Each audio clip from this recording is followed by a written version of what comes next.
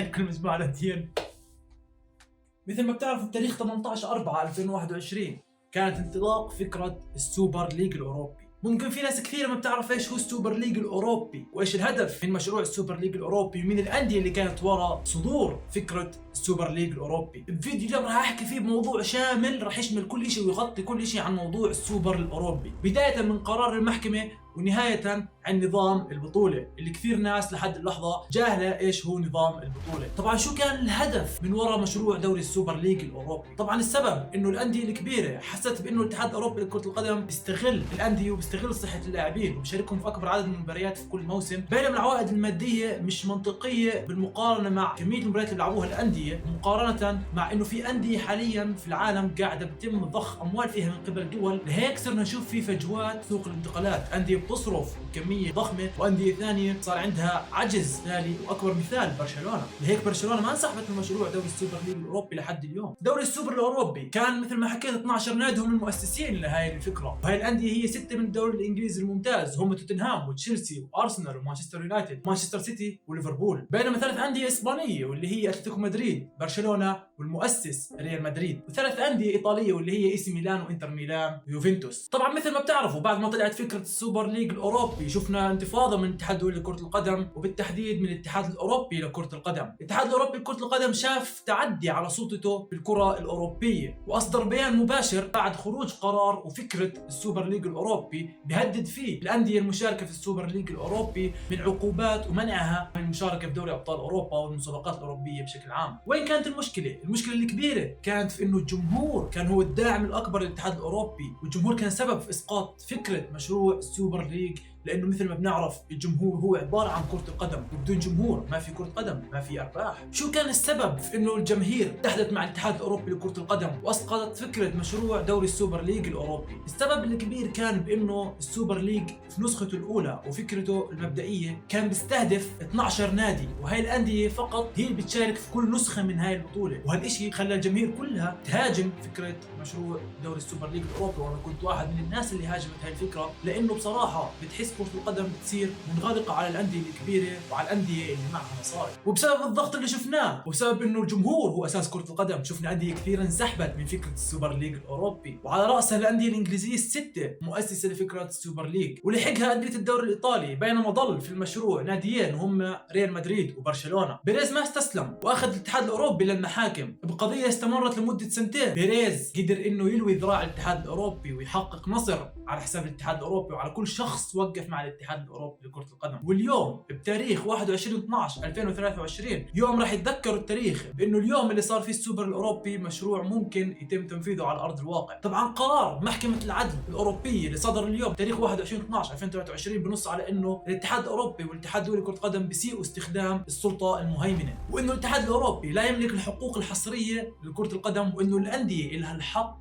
في انها تقرر مصيرها وتتحكم مستقبلها. لكن قرار المحكمة لا يعني انه السوبر ليج الاوروبي راح تصير مسابقة على ارض الواقع ويتم اقامتها بشكل طبيعي، لانه مثل ما بنعرف البطولة بتعتمد على عدة اندية، والسوبر ليج الاوروبي مش ممكن انه يبدا بدون وجود الاندية الكبيرة في كرة القدم. فبداية السوبر ليج الاوروبي معتمدة بشكل كبير على وجود الاندية الكبيرة وخاصة اندية الدوري الانجليزي الممتاز. وبذكر اندية الدوري الانجليزي، اندية الدوري الانجليزي ممكن صعب نلاقيها تشارك في هاي البطولة. ليش؟ اندية الدوري الانجليزي موقع مؤخرا على اتفاقية حقوق بث تلفزيوني قيمة 6.7 مليار، وهذه الاتفاقية ممكن والله أعلم إنها تكون تحتوي على بند بمنع الأندية من المشاركة في أي بطولة مستحدثة بعد توقيعهم للاتفاقية. المشكلة مش بس هون، المشكلة كمان إنه الهيئة الإنجليزية المستقلة للعبة الإنجليزية وضعت قواعد تمنع الأندية من المسابقات غير المرخصة، ومش بس هيك إلا إنه صدر ميثاق مالكية الدوري الإنجليزي سنة 2022 واللي بنص على إنه لا يجوز للأندية المشاركة في تنسيقات إنشاء بطولات خارج الدوري الإنجليزي الممتاز.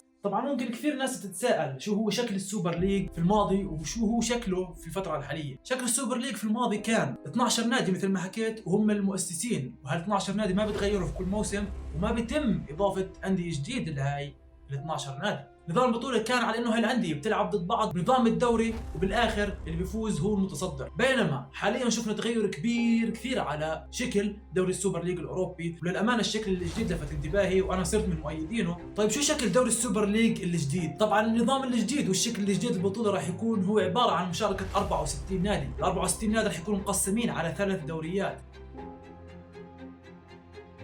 الدور الاول اللي هو دوري النجوم راح يكون في دوري النجوم 16 نادي، هذول 16 نادي راح ينقسموا على مجموعتين، كل مجموعه راح يكون فيها عباره عن 8 انديه، 8 انديه راح تواجه فيما بيناتها بنظام الذهاب والاياب، بحيث انه كل نادي راح يلعب 3 دوريات نهائي، بالنهايه راح يهبط من الدوري الاعلى بيناتهم، دوري ذهبي اللي هو الدوري الثاني، والدوري الثالث اللي هو الدوري الازرق. دوري النجوم بتكون من 16 نادي مقسمين على 8 مجموعات، 8 مجموعات يعني كل مجموعه ناديين.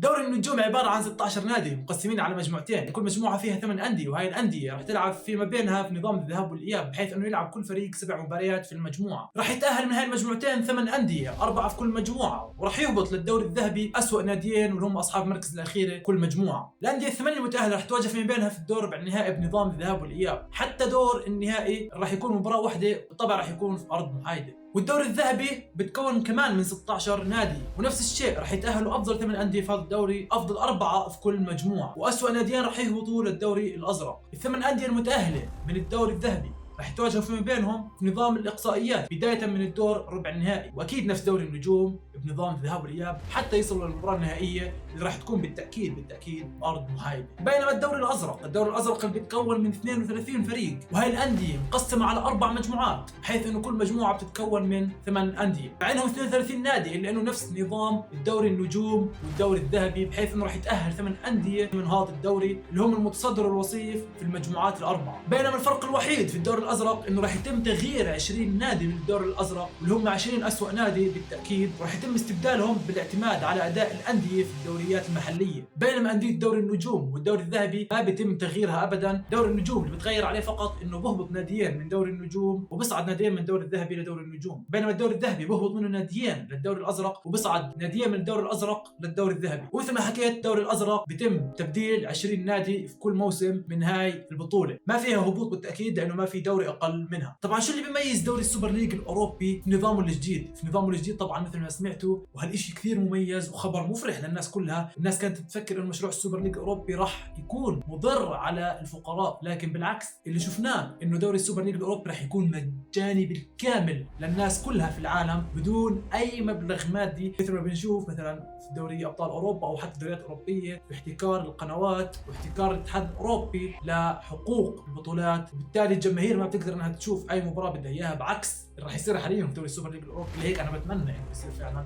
لانه الناس بدها تستمتع وكرة القدم للجميع والجمهور هو اساس كرة القدم. طبعا راح تكون بطولة كمان للدوريات النسائية، وراح تكون الدوريات النسائية عبارة عن 33 فريق. البطولة راح يتم لعبها في منتصف الاسبوع مثل دوري ابطال اوروبا، بحيث انها ما راح تاثر على الدوريات انها تلعب ايام السبت او الاحد، واقل شيء كل فريق راح يلعب 7 مباريات في حال ما تاهل من دور المجموعات. هالشيء له تاثير كبير، وممكن منكم بلاحظوا الشيء على دوري ابطال اوروبا وعلى وجود الدوريات الاوروبيه للانديه، سواء الدوري الاوروبي او المؤتمرات او حتى دوري ابطال اوروبا، لانه دوري ابطال اوروبا مثل ما بتعرفوا بنلعب في منتصف الاسبوع ايام الثلاثاء والاربعاء، بالتالي ممكن نشوف دوري ابطال اوروبا بيتم الغائه او بيتم استبعاد الانديه المشاركه في دوري السوبر ليج الاوروبي، لهيك راح يفقد كثير دوري ابطال اوروبا والدوري الاوروبي. طبعا كيف ممكن ياثر القرار على كره القدم؟ هالقرار ممكن ياثر كثير على كره القدم، خاصه انه في اخر سنين صرنا نشوف فجوه كبيره بين الانديه الصغيره والكبيره. مشروع السوبر ليج الاوروبي راح يخلي الانديه الصغيره ترجع للواجهه وتقدر انها تنافس الانديه الكبيره، بحيث انه راح تكون العوائد الماديه اكبر بكثير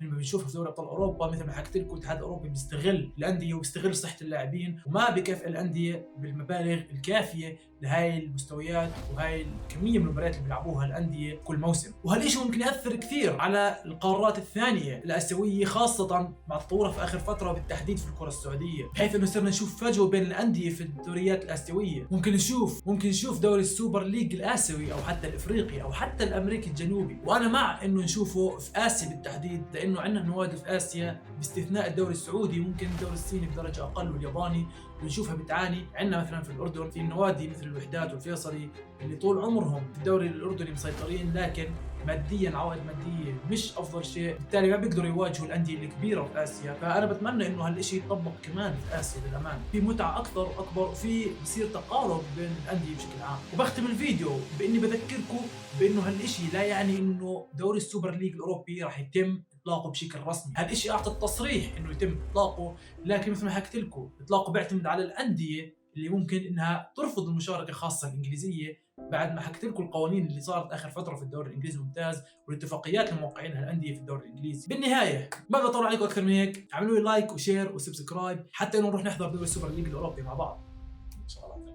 كان معكم شخصيا انا اخوكم سيف عبد الله، اشوفكم في فيديوهات جايه ان شاء الله، واقول لكم السلام عليكم ورحمه الله وبركاته. سلام.